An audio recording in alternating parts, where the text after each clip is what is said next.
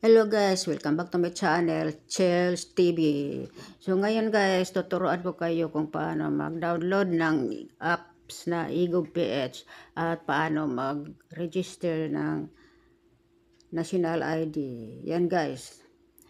Una, puntahan natin ang Play Store. Tapos isunod natin ang search. Pindutin natin ang search dyan sa baba at yan ang lumabas. Mag-type tayo ng eGovPH. Then,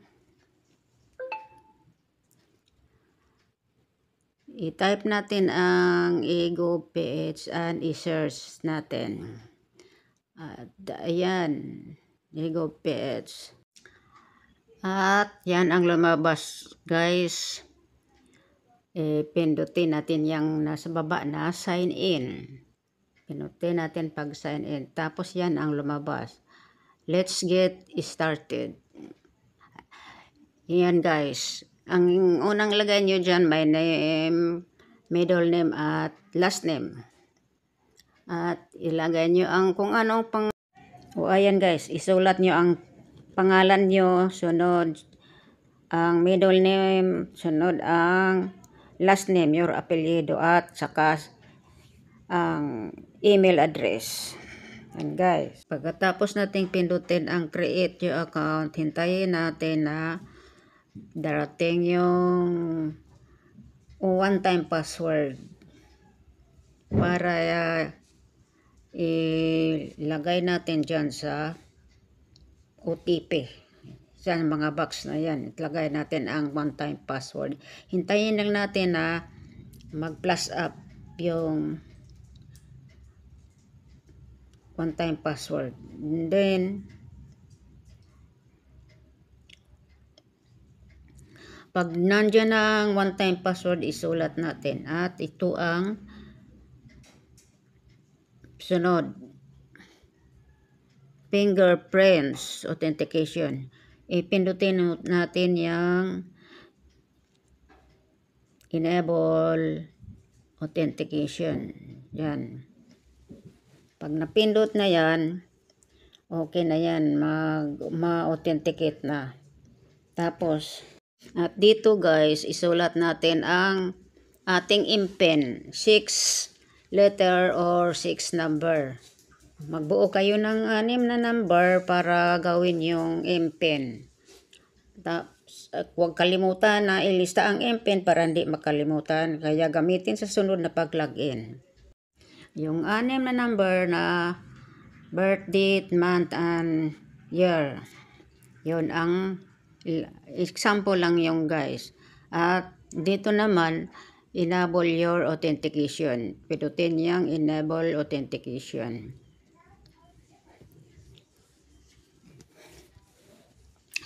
Para ma-authenticate. Tapos ito guys, walang internet, walang problem.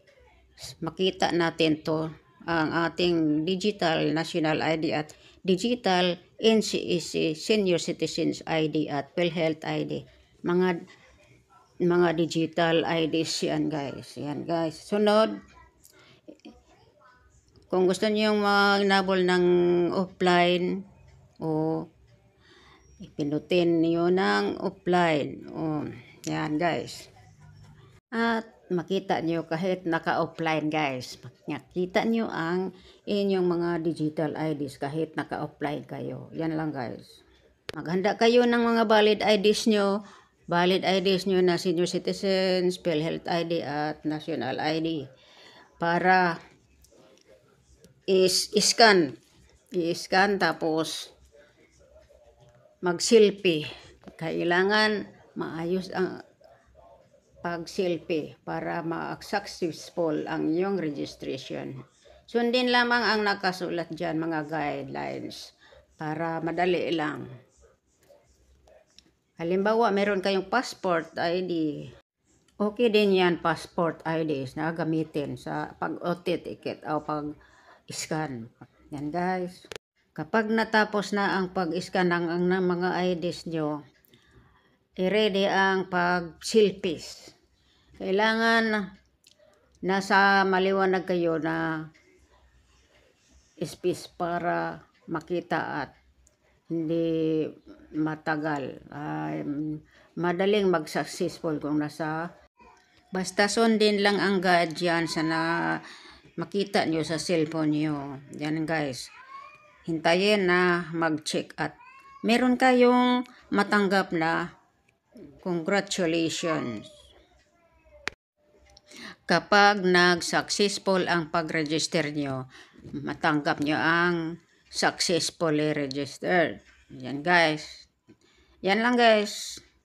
Thank you for... Ayan guys, pagkatapos nyo mag-register, mag-login kayo para makita kung ano na ang itsura ng inyong registration. Mag-login kayo gamit ang inyong MPIN number na 6 na ginamit nyo dyan. Nilagay nyo ng 6 na numbers. Tapos yan ang lalabas.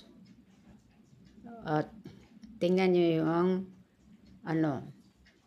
yan ang lalabas. Tapos yan may check. Pindutin nyo yung may check. At yan ang lumabas. Mga IDs yan. Na mga digital IDs yun. Na merong national ID, senior citizens ID at PhilHealth ID. Kung gusto nyo makita ang tatlo, pindutin nyo lang yung nasa baba. Yan lang guys. Thank you for watching.